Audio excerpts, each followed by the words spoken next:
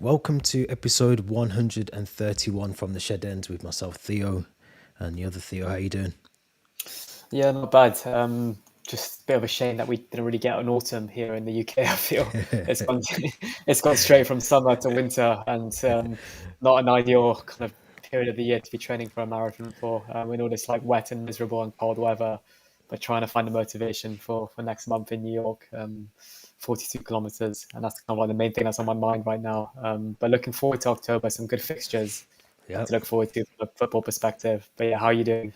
Yeah, I'm good. I'm good. Yeah, I can vouch for you in terms of running in cold weather because I did do that on Sunday, and it was teeming down. It hasn't. It's literally just started raining today. It's the first day we've not had rain. So I know down south you haven't had that much, but up here it's been horrendous. So, but no, I'm good. I'm good. It's like you said, good couple of weeks coming up before the next international break. So some good fixtures coming up, some good results to talk about as well, which is brilliant.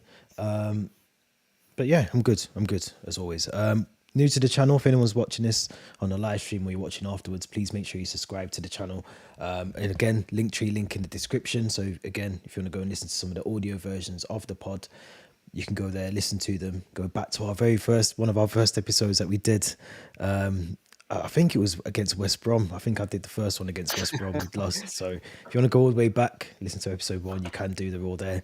But yeah, let's jump straight into it because we've had a good couple of days as Chelsea fans. I think we can be super proud of the team, super proud to support the club. Yeah, I mean, let's try and I'm trying to dissect this in a way that I don't want to just jump into Cole Palmer and talk about the 4 goals because we could easily do that because it's amazing. But let's try and dissect the game itself and let's talk about the lineup first of all. We kind of got it right between the two of us. I think we both kind of decided on an agreed lineup. First time in a long time we've done that. But what was your thoughts on the lineup and then obviously the early stages of the game for us?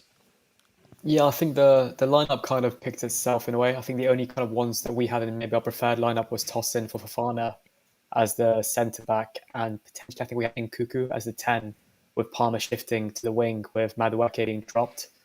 But those were just small changes, I feel, because even like Fofana and Madueke quite valuable to the way that we want to play football at the moment and seem to be regular starters under Maresca so far this season. So I think the lineup, I wasn't too disappointed by it. I do feel like Tosin and Cuckoo, they're knocking on Maresca's door to be starting games and haven't really put a foot wrong so far this season. Maybe 2 names I'd expect to see start tomorrow in the Conference League against Ghent, perhaps. But in terms of the performance, it was really a game of two halves, I felt. And when I say that, all the goals came in the first 45 minutes. And then the second half was a lot more quiet. Start with the positives. I felt like every time we had the ball in Brighton's half, we looked like we would score. Let's put it like that. We honestly did. I think Maresca came to the game with a game plan which was make the most out of a Brighton high line, try to get those through balls kind of quickly into the likes of Cole Palmer, Jackson, Sancho, Madueke, and that really played to our benefit. We see to slice them open at times. Webster looked really vulnerable alongside Dunk. So that was really clever from Maresca. And then the negatives, I feel like defensively we still look so fragile. I feel like Maresca even admitted it in his post match conference, saying that the way we want to play football is going to open us up to making mistakes, which we did twice. I feel like we kind of shot ourselves in the foot with those 2 goals that we gifted Brighton.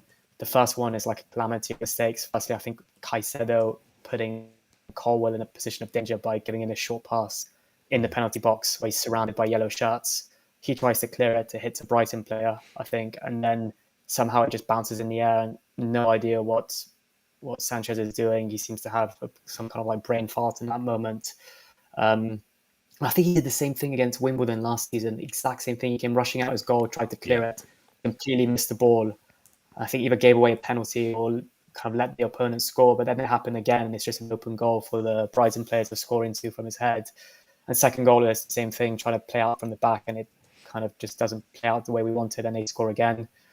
But yeah, again, maybe another negative is we only scored 4. I'm going to say it. I feel like, it sounds very spoiled from saying that we only scored No, you're 4. right. You're right. But you look at that, I think the Palmer chance in the first half Yeah. where he hits the post, the Jackson chance in the second half, where I think it's what is it? It's that amazing ball from Cole Palmer, Yeah, like one touch ran the goalkeeper. around the goalkeeper, and then I think Yeah. he just kind of loses his footing slightly or losing his bearings. It doesn't put enough power on it. I think Webster manages to clear it. And I think there was a third one where Caicedo dispossesses one of the defenders and manages to just flick it onto Palmer. And again, he just puts it wide. Yeah. So it could have easily been 6 or 7, if I'm completely honest. But we're going to talk about the star of the moment, Cole Palmer, I'm sure. But overall, it's points against an opponent that were unbeaten so far this season. So there can't be too many complaints. Yeah, no, I thought it was a really good performance, really good assessment as well. But I agree with everything you said. I think it was a really good performance, and slowly but surely, I know we've had a couple of bumps in the road so far this season, but we are seeing, I think anyway, a pattern of a style of play, the way that Maresca's wanting this team to play. Setting the team up based on who we're playing as well, which is key. Sometimes you see certain players, certain managers, and they're just really one-dimensional. They literally just have one idea. They don't have a plan B or a plan C. Whereas Maresca seems to be looking, and I think I said this last week. He looks at game by game individually and assesses what he needs to do in that game, and he'll tweak and change things, or he'll make wholesale changes in the squad. And I don't think he's scared to do that. And I think against Brighton, it was brilliant. Really, really brilliant. High line from Brighton again was just criminal from them, because every time we got the ball, like you said before, first half, it looked like we were going to score. We almost did score on every occasion, but I was impressed. I was really impressed. I thought Nicholas Jackson as well, as much as he didn't score, he was doing a lot of the things off the ball that you should be doing as a number 9, making the space, making the right runs, splitting, taking some of the defenders away from the play in terms of the ball that we wanted to feed through. So he done a lot of that. Sancho again was brilliant as well. So I think I agree with you defensively. I thought, I was surprised to see Fofana start, because Tosin, who played in the West Ham game. I think it was the League Cup as well. I'm trying to think who it was now. Wasn't Middlesbrough, was it? He played, I think, at the 2 Servette games, and I think he was rested against Barrow. It was Badiashile, and was it Badiashile? he was rested against Barrow. Yeah, the Choco. Yeah. Right. So, but he started against West Ham. Was it West Ham? So okay. So if it was West Ham, he looked really comfortable. And I remember. So yeah. So in my predicted lineup, I had Tosin and Achiampong. It's coming back to me now. So I would have had Achiampong right back, and then Tosin against Barrow. And I think the reasons why I said that was because Tosin seems very, very comfortable, calm on the ball. And I'm not saying that those goals could have been avoided. I think they could have done, but I think with Tosin there, and you've got Levi Colwell, I think it gives you a bit more balance in that defensive line for me, and also would help Gusto and obviously Cucurella on the other side. So yeah, I mean, I can't, I'm picking at little things here, but just in terms of how we played and how we could have done better, I think those are the things for me. But let's talk about Cole Palmer. We have to talk about him. 4 goals in one half, history made. The first player in the Premier League to ever do that. I mean, what is it he can't do? I need to ask you that question first of all.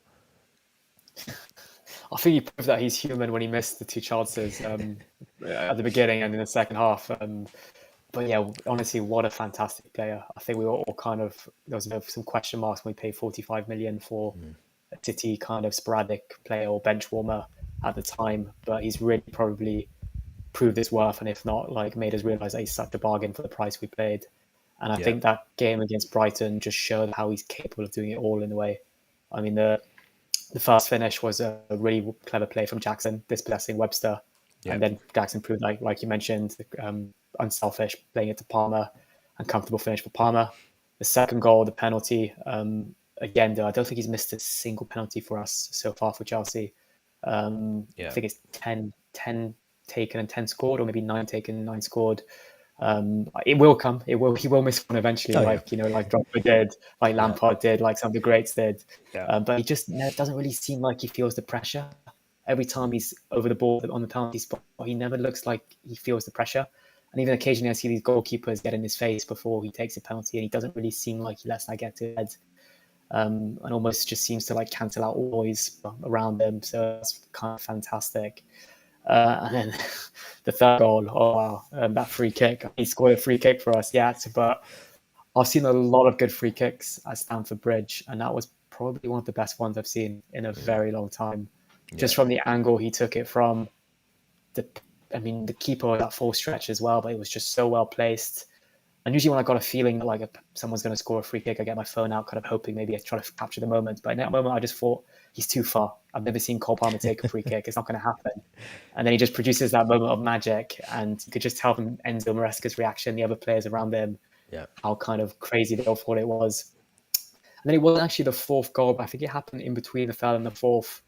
He kind of took this touch where he kind of seemed to like almost drag it underneath him, and the next Yeah. thing you know, he created a chance for himself where he was through on goal and hit the post, I think. But that kind of control was absolutely fantastic. And the Theo Walcott on Match of the Day was comparing him to Dennis Bergkamp, Yeah. how he kind of Seeing that. effortlessly glides across the pitch and kind of makes everything look like a walk in the park in a way. And then the fourth goal as well. I mean, credit to Sancho for kind of spotting him. But if you look at the way he loses his marker and kind of creates that space for himself to allow Sancho to play that ball to him, and then almost have the confidence to take that shot towards the keeper's post as well, Yeah. was fantastic. And I think it was 3 goals in 9 minutes, 4 goals in 20 minutes, something like that. And like you said, for the first player to ever score 4 goals in the first half of a Premier League match, he just seems like every time he plays, he defies the odds in a way. Like I would say I thought he wasn't going to top his numbers from last season or kind of replicate his performances. But I think he's kind of proving a lot of people wrong in doing that, and he's proving a lot, and he's breaking a lot of records. And I'm going to say it, but I feel like he could be a serious contender for the Ballon d'Or in a couple of years. No, I no, genuinely feel so. it's not a bad shout. If he kind of cements himself into Lee Carsley's first team, if we get somehow back into the Champions League and he's doing it on the high stage of football, I think he could potentially be a shout for the Ballon d'Or come maybe 2026 or 2027. Yeah, no, it's not a bad shout at all. You know, I think for me, he's one of those players that I don't want to. I suppose amongst Chelsea fans, it's fine, but I don't want to see the media start hyping him because I feel like when that happens, it can kind of go one or two ways. And with most English players anyway, it doesn't go the way that we expect it to go, and they just decline. I'm thinking of like Dele Alli. I remember when they dubbed him one of the best in the world at one point, and just suddenly declined. So I'm glad that he's just getting on. He seems like a bit totally different to a lot of other players. He doesn't seem like many things bother him, or he doesn't really see that. I've just scored 4 goals in a game in the first half and broke the record, and his facial expression doesn't change. It's the same. You could tell him that he's just won £1 million or 100 million, £1 billion, and his facial expression would still probably be the same. So I don't think much seems to faze him at all. He just seems like he's playing football and he's enjoying He was doing kicky uppies with his match ball at full time. Yeah, see what I mean? Which I just thought like, it doesn't faze him at all. No. And I like that about him. I like the fact that he's just getting on with his football. To have the confidence. I know Jackson doesn't score the goal, but to have the confidence to pass that ball, the way that he passed it. I mean, I didn't actually see it when I was watching it live. I was like, it's only afterwards when someone like sent me the thing and said like, look at this pass, and it's just almost like the weight of the pass. I know he kicks into the air, but to get it to land where it did, and for Jackson to be able to run onto it it's Ronaldinho stuff. It's for things that like you see the Brazilians doing. It really is. I know it sounds crazy, but it's something that you would not see a typical, young English player do with confidence in a game. It just doesn't happen. So I'm really happy we've got him. I think 46 million, 45 million is a bargain. I just hope it carries on, and I don't. We're going to talk about injuries a bit later, but I just hope he doesn't pick up a massive injury, or he doesn't go to Lee Carsley's England team and pick up a massive injury and he's out for 3 or 4 months, because you want to see him have one of the best seasons possible, if not better than last season. Yeah, no, you made a really good point about kind of like maybe trying to stay out of the limelight and maybe having the English media not put too much pressure on him. And I feel like maybe he escaped that last season given opposition in the league, and kind of not people were paying much attention to Chelsea, and it was kind of a battle between Liverpool, City and Arsenal. So all the pressure was on the likes of Foden, Saka, Trent Alexander-Arnold.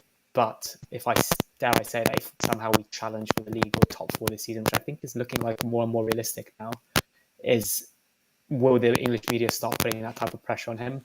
But also I feel like he's a type of character that's not going to let that faze him. I feel like you look at just even the fact he's got no tattoos, the fact he kind of doesn't really wants to just go home after game, isn't really kind of the type of person that has much charisma in interviews as well.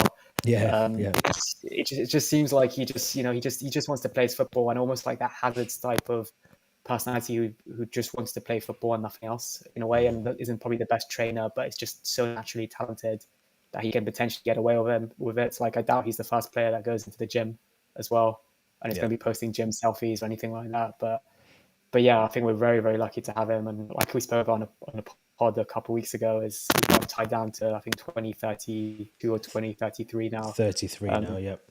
33 year, like, so yeah, 10-year contract almost. So we've got to hope that somehow we put in the performances, results to stay in a position where he was going to want to stay at Chelsea to compete at the highest level, because that's the kind of type of quality of football he deserves to play in. Yeah. No. So yeah. I mean, I agree that I think he's he's got it all to do. He's got it all to do. He's got the world at his feet. My only worry, I did say this on another podcast, and they kind of downplayed it for me, which I was grateful for at the time, but I wouldn't be surprised if clubs come sniffing around him in a couple of years. I know he's on a 10-year deal, so we've kind of got the ball in our court. But, if we don't make Champions League, or we have to try and comply with FFP and PSR and all the rest of it, a club, if Real Madrid come knocking and they're, winning Champions League after Champions League, or I don't know, he might go back to Man City. It could happen. He's a Manchester boy. He might want to move back up north, or all the rest of it. It could happen. So that's my only worry. But if he's playing as he's playing now, and we do get into the Champions League, and we are starting to, in a couple of seasons, push for the Premier League or whatever else, I think he'll want to stay, because I think he sees a vision, he sees the project, he's buying into what the manager's wanting from the players. So we've got everything stacked on our side. The odds aren't against us at the moment. So let's hope it stays like that. Yeah, I know football's unpredictable as well, and Bellingham going to Madrid really paved the way for English players to be successful abroad now, I feel. Yeah. But then you look at that kind of front line of Real Madrid and how stacked it is with Yeah. Vinicius, Bellingham, Mbappe, Rodrigo, Endrick. Endrick now as well, and Arda Galan as well. Yeah. It seems like the same could be said about Chelsea at the moment, how stacked our front line is. Yeah. So you have to be at the best if you want to kind of have a position in the starting lineup, but you'd probably argue Palmer's the starting name in every single lineup. And I'm so glad, actually, looking back, that we haven't included him in our Conference League squads, because I think we have enough depth and quality in our team to deal without him for the fixtures we have in the Conference League. If it just means that extra day of rest he can get on a Thursday, and then having ready for the games against Nottingham Forest, Liverpool in a couple of weeks, then I'm all for that. So yeah, really smart kind of thinking from Maresca again. Yeah, and we have to remember, when we get through to the knockout stages of the Conference League, we can re-register players. So you would assume at that point, you might want to integrate him into that squad, because it gets a bit more serious. Although I still think he could potentially sit out of those games, because let's be honest, we said a couple of weeks ago, I think bar maybe Fiorentina, and I think there's another team in there. Yeah, Betis and Copenhagen, maybe those, but we should have enough to cope without him. So you just mentioned injuries as well before, so obviously I don't think we spoke about it on here, I don't know why we would, but obviously Rodri being out now, he's out for pretty much most of the season, and we are currently, from what Enzo Maresca said in his press conference this afternoon, we are almost back to a fully fit squad, no injuries, bar Reece James, which we have to put a little asterisk next to his name every time we say it. But we are nearly there. We're nearly back to 2 or 3 seasons ago, when half the squad was injured. We was waiting. It was almost like a banter thing every week before the press conference. Who's added to the list of injuries? Who's back in that sort of, going through rehabilitation program. So, and then obviously you came up with the discussion before we started recording about who would be our biggest loss if we, if one of our players was to get injured. Who would be the biggest loss out of the squad? And I'm curious to know who yours is. I've got a couple in my head, but who's your main one that we probably can't survive without this season? Yeah, I saw a couple of people across YouTube kind of discussing this topic following the Rodri injury, and how Rodri is probably City's most important player. Even if you consider Haaland, but I think Haaland's replaceable if they play with a false 9, and last season they had Alvarez. So it looked like Rodri was that really important player. could maybe argue that Arsenal's is probably someone like Saliba or something like that. And I think the transition we went from talking about Cole Palmer to this topic of conversation would make a lot of people think we're going to pick, or I'm going to pick Cole Palmer after what I just said. But I think we have enough in our team and the depth in our squad to be able to maybe replace him for a couple months. The likes of Neto, Nkuku, João Felix, Yeah, potentially Mudryk, Chukwuemeka. yeah. But there's one player I think in midfield that's really proved back end of last season and start this season how valuable they are to the way we want to play under Maresca, and that's Moises Caicedo. I think he's our most important player right now. He's probably the first name on every team sheet alongside maybe Cole Palmer. And I think you take out Moises Caicedo, you've got an injury-prone Lavia, you've got a very inexperienced Cassidy, you've got a Dewsbury Hall who wasn't even on the bench against Brighton. And I think maybe Caicedo took the armband at one point when Enzo came off against Brighton. I think he's really proving why we paid so much money for him to get him from Brighton Yeah. last summer. And he's really looking, I think his performance against West Ham was one of his best in the Chelsea out as well. He's really kind of proving a lot of people wrong and showing the type of quality of player he is. And I feel like if he was to get injured, we'd really feel a void in that midfield. I'm still unsure about the Enzo Caicedo partnership, but I know for a fact that Caicedo is that one that needs to stay there. So yeah, I think he's definitely our most important player, and maybe we won't realise it until maybe he picks up an injury and we have to replace him with another midfielder. You got me thinking now, actually, but I am no, because I didn't even think about Caicedo because I still think we've got Lavia, but it's a good point you make about Lavia's missed a lot of football last season. If we was to lose Caicedo and try and rush Lavia back, it would be it's not like for like. It's going to be let's try and get him up to speed, get him at least to 50% throughout the games for Lavia, but it's not a like for like swap. So that's a really good shout. I'm still on the fence with my two, but I'm going to go with Mark Cucurella.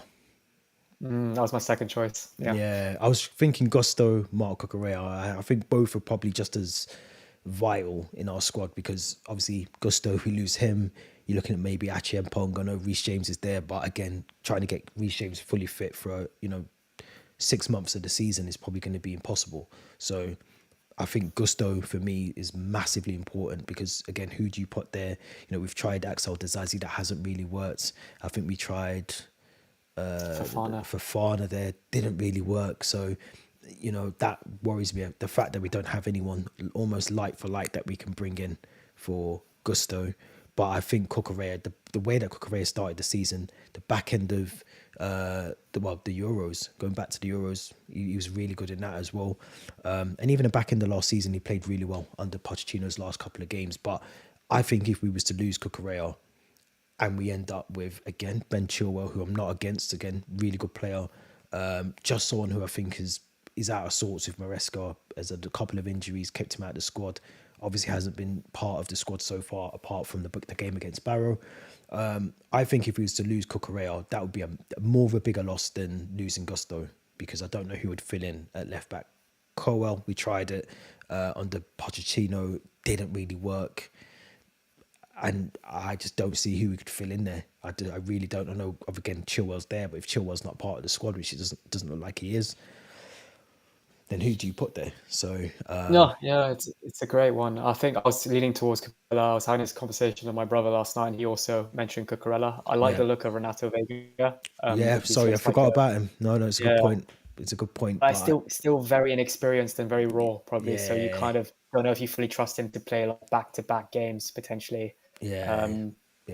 It's a good point. In fact, you know what? It's a really good point. I'm going to swap my view. So now you've just said that, actually, I'm going to go for Gusto, but everything I said about Cucurella still stands.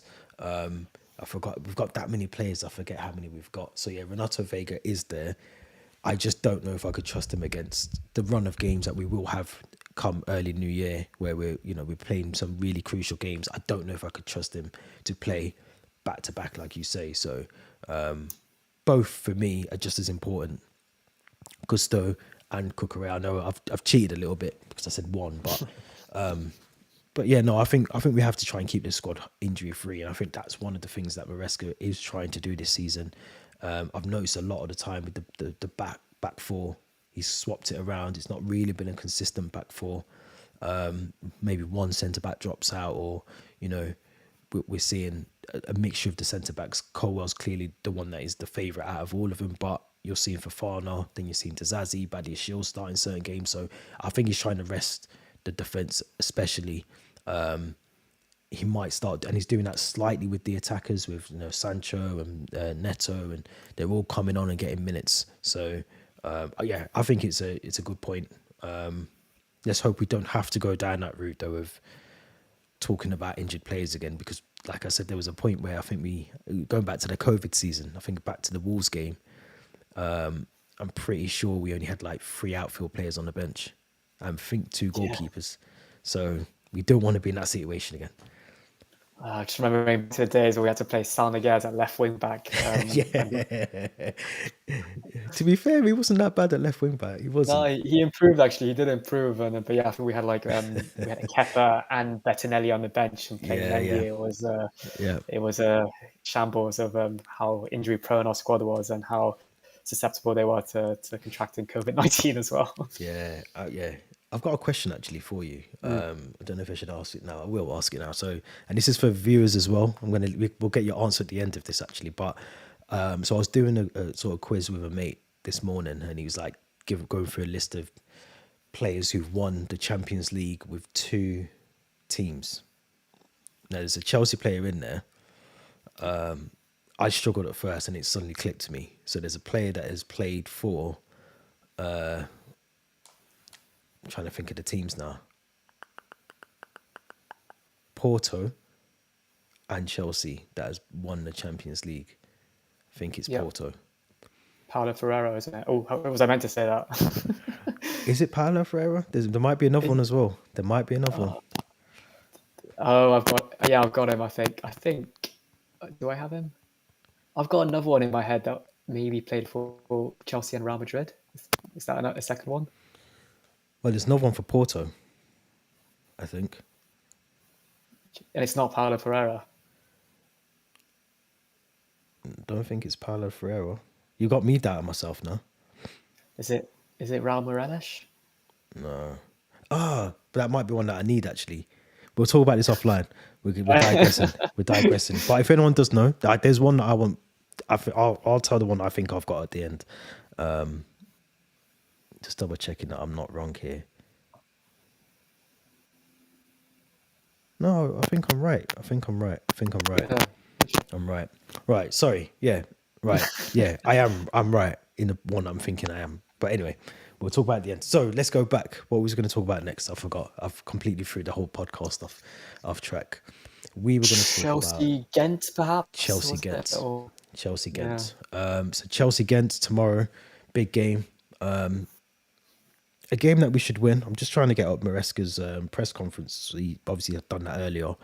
I don't think there was much that came out of it that we didn't really know already. Just trying to get some key points here. I wonder if he arrived early. Probably arrived late as per usual. So yeah, he just went on to say that obviously, Reece James still not fit. No regrets about having. So yeah, he's said there's no regrets not having Ben Chilwell available for the Conference League. It's quite an interesting statement.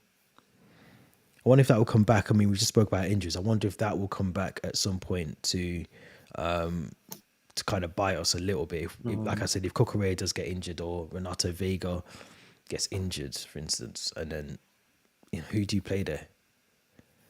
It's food for thought. It is food for thought. Enzo on Mikhailo Mudryk.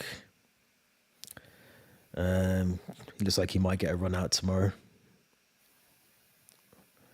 And then they went on to talk about Cesar's Way Casade, another one who I think might get a start as well.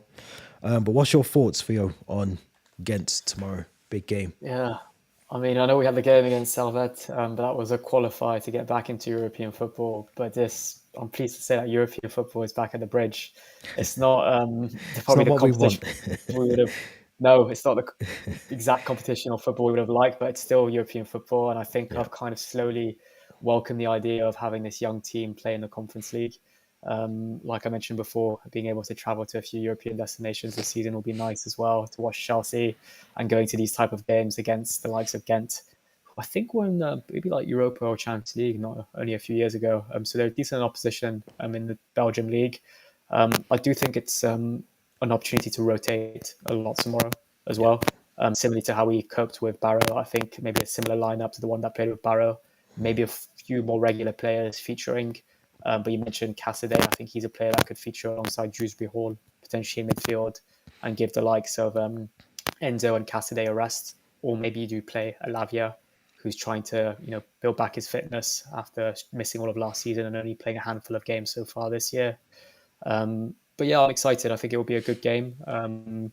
I think it will be important to see how quickly we can recover Friday, Saturday before the Forest game as well on yeah, Sunday at 2 p.m. So I think that's really important to bear in mind that maybe the likes of Madueke, Jackson, Enzo, Colwill, these type of players should be rotated and rested, hopefully. But I'd expect a very similar lineup to the one we played against Barrow. I'm expecting a win, hopefully. I'll be there back in the family stand as well. oh, My it's been a record while. sitting in the family. It's been a really long time, yeah, since I moved my season tickets up to West Upper. I You've haven't not really got a sat good at there. record in the family stand, though, I don't think. Or have you got a good I record? do. On the contrary, it's a really Oh, good okay, record. all right, yeah. Yeah, All I feel like I can't remember the last time I watched a game and we lost. Maybe it's just me being behind Maresca with the dugout. I think it might give a bit of a luck of the Irish. But yeah, I'm pleased to be back there. Pleased to be back at the bridge, and I've got this kind of like excitement now going back to games, regardless of yeah, the opponent, regardless of the competition. And that was something that I really lacked maybe the last couple of seasons. So I just feel like even if we're playing, no disrespect again, but maybe a weaker opposition, we're still going to see the likes of Pedro Neto, Joao Felix, yeah. some Lavia potentially, so some superstar players on show. So it's exciting and looking forward to the game. But yeah, like I said, expecting a lot of rotation in the team. Yeah, this is a game that we should be winning, and I agree with you completely. I think we should be looking at bringing in a very similar team to Barrow, but I also think the likes of Achi and Pong. I'd like to see them in there. Tariq George, who I think came on against Barrow. I'd like to see him come in and fill in the void, get some experience. I think resting Enzo, Caicedo makes complete sense to me. I think we need to start sort of bring in Dewsbury Hall, Cassidy, as you said, Renato Vega maybe at left back as well. Rest Sanchez. We haven't really spoke about him, for the mistakes that he made against Brighton, but I do feel that he's probably going to be rested tomorrow. I think we won't see him. Who would you go with in your attack in terms of number 9? Obviously, Nicholas Jackson. For me, I personally, again, I said against Barrow, I'd start him. I would probably start him tomorrow as well. I think, like what we did against Barrow, I think I'd rest Jackson. And bearing in mind this is our first Conference League game, you want to get off to a good start. And our second one is against Panathinaikos away from home, which I still Yeah, think is our trickiest fixture amongst the yeah, six. So I would go for quite a strong front, front four as I call them.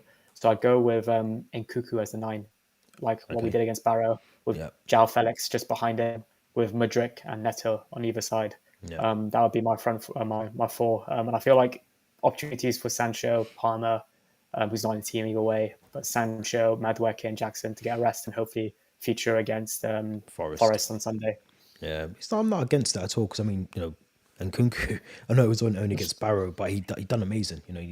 He looked like an out and out number 9, albeit against the opponents that he was up against. But I think that's not a bad shout, and I'm probably swaying towards your Nkunku shout there, to be honest. But this is where we spoke about a couple of weeks ago. The home advantage is gonna. Like you just said, going to Stamford Bridge, you're looking forward to it now. I'm sure the players are looking forward to it based on the last couple of results. 5-0 against Barrow, 4-2 against Brighton. Coming into this game now, Forest again, another home game to look forward to before that international break and then a difficult trip to Anfield as well. So I think this is momentum building for Maresca, and I think he has to, for me personally, put out a squad. The luxury that we've got is our B team or our weakened team is still relatively a really quality side, which not many teams have got anymore. So I think we have to play to our strengths. I don't think we can underestimate. I mean, I remember saying this against Barrow. We can't underestimate Barrow. We can't underestimate Ghent. They're a really good squad still. they could turn up and surprise us. So we have to prepare that we are playing, as I keep saying about the Conference League, a team that's in the Champions League, a team that is in the Europa League. I think we can't underestimate the expectations. So put out a strong squad, put out a good performance, swap the team half time or just after half time, bring in Achiampong to eat George, maybe bring on Jackson for the last 15 minutes just to get some time under his belt. But confidence is there. I think confidence is definitely there. Yeah, similarly to what you just said, we can't underestimate Ghent. I'm looking at the Belgium league table now. They're sitting in third on 16 points behind Genk and Antwerp, and they're ahead of some decent teams like Club Brugge and Anderlecht, who I think Club Brugge are in the Champions League even. So they've gone off to a decent start. I think, was it from Ghent or Genk that we signed Thibaut Courtois and De Bruyne from? I think it was Genk. One of those. I think it might have been Genk, you're right. But I think these Belgian teams do produce some good talent, so there might be the some next hidden gems. Yeah, some hidden gems on show tomorrow at Stamford Bridge. Yeah, no. What's so let's look, because I don't feel like we've kind of scattergunned our lineup there. So who's our goalkeeper? I'll take it. We're dropping Sanchez. Yeah, I like Sanchez's Instagram post that he put up after the Brighton defeat, kind of admitting that he's human, mistakes will happen, and he's kind of admitted responsibility for that. But yeah, I think Maresca's made it clear that Jorgensen's his cup competition keeper. So I think Jorgensen will start. Yeah. I've still got a lot of question marks on a whole goalkeeping strategy, even when Petrovic is putting up really good performances against Marseille in Strasbourg. We didn't make for the likes of Mamardashvili, but that's a podcast in itself for another occasion. But yeah, Jorgensen, then I would go with Renato Vega. Yeah. I would go with, this might raise a few eyebrows. No, not the Chucker brothers. No, I would go with Tosin and Badiashile as my centre backs. I'm not mad at that at all. I think that's a good shout. Simply because we really need to rest Gusto for Forest. I would go with Desassi potentially for the first half at right back. I know it's just maybe too soon for him to start the game. But what I would do is maybe start with Desassi, see how it goes, and then second half, if things go well, we can maybe switch things up and play Achiampong. If things go badly, bring in Gusto at right back potentially. So I would start that way, but let's just fingers crossed our attacking players can get the job done to give our defense a bit of a break. Midfielders, I would go with Lavia and with Dewsbury Hall as my two midfielders. And then, like I mentioned, I'll go with Felix, Mudryk, Neto, and Nkuku. And then hopefully get Nkuku, like we did against Barrow, get the job done and maybe see a bit of Mark Gui in the second half as well. Yeah, because I do feel sorry for him a little bit, because obviously he played in the home tie against Servette. He came on against Barrow, I think, didn't he? And obviously he's only getting sort of like bite-sized minutes. He's not really getting a full run out or an opportunity to just almost showcase what he can do to Maresca. So yeah, maybe do we start him in this game? I don't. Yeah, I'd love to start him, but that probably means not starting one of like Joao Felix or Nkuku. And they deserve to start, let's be honest. Yeah, they do. And they've been not getting as much game time as they deserve in the league. So. And he's 18. He's 18. He's got plenty of time ahead to sort of, Mark Gu. So he's 18. So he'll be an opportunity, I think, to, play many games, if not this season, next season. Yeah. I would probably change and have Cassidy in the middle with drop Lavia. I think I'd bring Lavia on throughout that game. I can't remember how much football he's missed. I don't think I think he started the City game, and he hasn't started a game since then, has he? I don't think. Yeah, he featured quite prominently in pre-season, and then last season it was just that 20-minute cameo against Palace. Yeah. So it's all about rebuilding that kind of match fitness, and getting him to full speed as well again. And the reason I say Cassidy is because he's done the press conference with Maresca today, so I would assume he's going to start the game. Just going off previous sort of European press conferences, normally the person that they get to do with the manager is the one that tends to get the nod. So I'd probably go with Cassidy with Dewsbury Hall in the midfield. I think the back line, I would put... I think I'd probably either have to start... I couldn't see Disazzi, sorry. I couldn't see Disazzi at right back. I couldn't, because I think that the anxiety levels would go through the roof for me. So I think either Ashley and Pong would have to start there, or we'd have to risk Gusto and then maybe bring on Dazazi, second half if the game is comfortable enough to do so. I'd rather get the lead than swap, than chase the game, and then bring on Gusto to try and salvage something out of it. So yeah, but apart from that, I think I agree with the rest of it. I think he's a good lineup. I think we should win. I mean, look, we must be one of the favourites to win this tournament throughout, Yeah, outright. absolutely. Yeah, and I think if you remember, like May last year when we qualified for the Conference League, we were a bit bitter that we've dropped into the Conference League from the Europa League after the FA Cup final. I think we both said like it's an opportunity to play the youngsters. Yeah, I think our youngsters are good enough to kind of get results in the Conference League. And essentially, the lineup we're playing now is a mix of youngsters and experienced players. I say experienced like Nkuku, Neto, and Felix. These are experienced players for me. yeah. So Internationals. yeah, so I think that kind of justifies what we kind of said about Cassidy and him deserving to start because he is a youngster in the Yeah. squad. So I'd like to see him get some game time in this competition. And he did a good job against Barrow, I He felt. did, yeah. No, he was good. He was a bit sort of hot-headed at times, but I mean, I think I said to you, you had him in your predicted lineup for Barrow alongside Dewsbury Hall, and I said, Maresca must trust. He's trusted him at Leicester at some point to play together or play, within the same team. He done it against Barrow. I would probably expect. My only worry again, I think he'll pick one of either Enzo or Caicedo to sit alongside Cassidy in midfield. I don't think he'll drop both Enzo and Caicedo at the same time. I think we'll always see one of them playing and drop the other one. Yeah, But potentially. we'll have to see. What's your predicted scoreline going to be for this game? Yeah, I haven't done my play predictor yet, but I was trying to think about it just now. I think we might concede, especially if we kind of see us play out the back and with that kind of maybe slightly less experienced back line. But I think we've got enough firepower up front to score more than a few goals. So I'm going to go 3-1 Chelsea. Yeah, I was gonna go 3-0. I don't think we will concede. I think we'll be able to cope with. Fingers crossed, we can cope with playing out from the back, which we've struggled with a lot this season, regardless of the goalkeeper who's in goal. But I think 3-0. I think the home advantage. I think the fact that we're on a good run of games now. We have obviously Forest at the weekend and then that difficult Liverpool game, as I mentioned. But up until then, we want to try and get our European, journey off on the right foot. So 3-1, 3-0. Before we wrap up, I did say there was a couple of things like the manager thing I wanted to talk about as well. But before we do that, it is Paulo Ferreira, but there is also there's also another one. There's also another player that I thought of this morning. I had to check it just then. So he's played for Porto.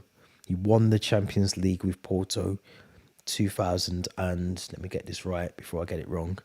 He won the Champions League with Porto 2003, 2004 season. So that would have probably been the Jose season as well. He then came Chelsea. Did he play from Barcelona? No, he's never played for Barcelona. Oh, I was going to say Deco, but it's not Deco, is it?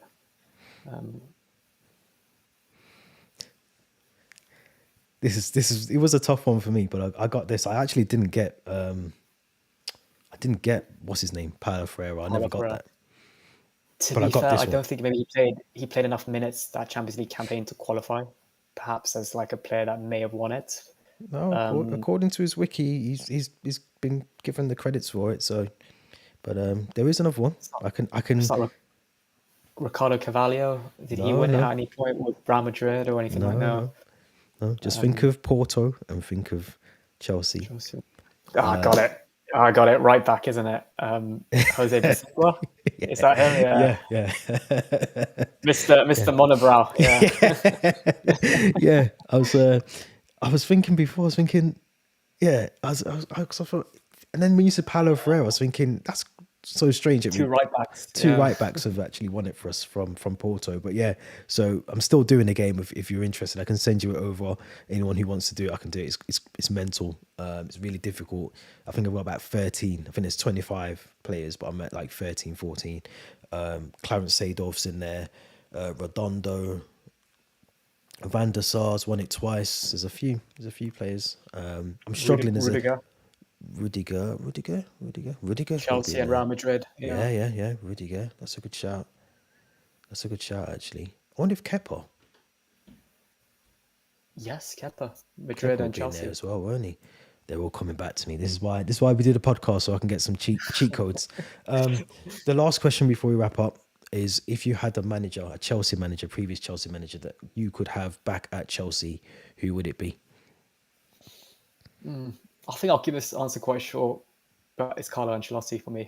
Really? Um, Okay. All yeah, right. Okay. just because he's still doing it at the highest level Yeah. No, at that's a good Madrid. point. He's really liked by the players, by the fans, by Yeah. the football community all round. And I feel like his That's a time good at shout. Chelsea was cut short too quickly. Let's Yeah. remember in his second season, he was sacked for finishing second, Yeah. getting knocked out in the quarterfinals of the Champions League. And that first season he had at Chelsea, I mean, he had an amazing team of Anelka, Malouda, Drogba, Kalou, Lampard, these Yeah. type of players that were scoring for fun. But we were thrashing teams 7-0, Yeah. 8-0, It was relentless. 7-1. I know that maybe the quality of the teams we were playing wasn't as good as it is now, but I just think all round he was such a likable manager. Yeah. And like I said, I think the players really kind of see him as almost like a father figure as well. And Yeah. the Oh fact he's yeah. able to get the best out of these kind of young players in quite a difficult generation of football right now, that with so many distractions, the likes of Bellingham, Vinicius, and these guys, and he's doing Yeah. such a good job with them. Says a lot about the Yeah. type of manager he is as well, from like a man management perspective as well. So yeah, for me, it's got to be Carlo Ancelotti. Yeah. I personally would have said first stint Mourinho. I think that was the time where there was a massive transition at the club. It just felt like things were shifting, and we were kind of on the up. And some of the other clubs that had been up there, you know, the Uniteds and potentially even like a Liverpool, although they weren't really up there, but we were kind of then competing with some of the great, you know, the greatest teams of all time in the Premier League. And I just felt that moment was a completely different moment for us to be able to like just shift into almost an elite club, like a proper elite club, and just, you know, be recognized as one of the top clubs in not just in England at the time, probably just in England, but in Europe eventually as well. There was so many reasons, but for me, the second stint wasn't as good, but the first stint, it was just amazing. If you think back to the squad as well, the players that we were bringing through, the Drogbas, Lampards, Damien Duff, Iron Robbins, just all those sort of players that were just there and charismatic, you know, sort of high ego Jose, but, you know, calling himself the special one, and just, it was just amazing. It was a time that I don't Yeah. think you can ever get back unless you rewatch the things on Sky Sports. Yeah, was he like hiding in laundry baskets to get into Yeah, the dressing room as well? yeah. Yeah, I think the one thing I would say about Jose is that his like managerial style now is maybe not as Not good now. or kind of applicable to the current Yeah, game. not now. And we Not saw now. that with Tottenham and kind of Fenerbahce at the moment, and The Roma as laptop. well. Yeah. For Yeah, those who don't know what he did at the weekend, I think Fenerbahce, Galatasaray, he took his laptop and put it in front of the TV camera to show a replay of the live decision to the camera. But yeah, it's typical Jose. Um, but yeah, I think maybe an honourable mention as well to Thomas Tuchel. I feel like he's still got yeah, unfinished yeah. as well at Chelsea, but obviously someone's got to swallow their pride if he comes back between him and the owners. So Never say never. never say never. No, Never say there were a never. few rumors knocking about when after the Pochettino sacking. So Yeah, I'm sure there was a bit in that perhaps. yeah. No, Um, he definitely enjoyed his time in London. He said that. He said he didn't want to leave. You know, he's happy to be here. I don't want to jinx anything with Maresca because things are no, going that's really the well. thing. But yeah, I'd love to see Tuchel back. I think he's one of the best managers we've ever had, really, alongside Ancelotti and Jose. Just very short lived, so it's unfortunate for him. Yeah, it feels a bit silly talking about this when Marasca's doing so well, but it is an enjoyable topic from like No, it's a good topic. perspective. Yeah. Just a bit of fun. We don't want it to come. We're not speaking it into existence at all. We want to see Maresca do really well. But let us know what you think in the comments. Let us know your thoughts. Let us know who you would want to see back as manager one day, not right now, as Chelsea manager. Or if you could relive a period of time as Chelsea fans. Let's not hope Maresca gets sacked. But if you could relive a period of Chelsea's history, which one would it be? For me, with the Jose first, then Ancelotti for yourself. Don't forget to subscribe. Don't forget to like the video. Don't forget to go to the Linktree link as well. That takes you to the social accounts. Until next week, we'll be back for a new episode. And thank you all for watching and tuning in.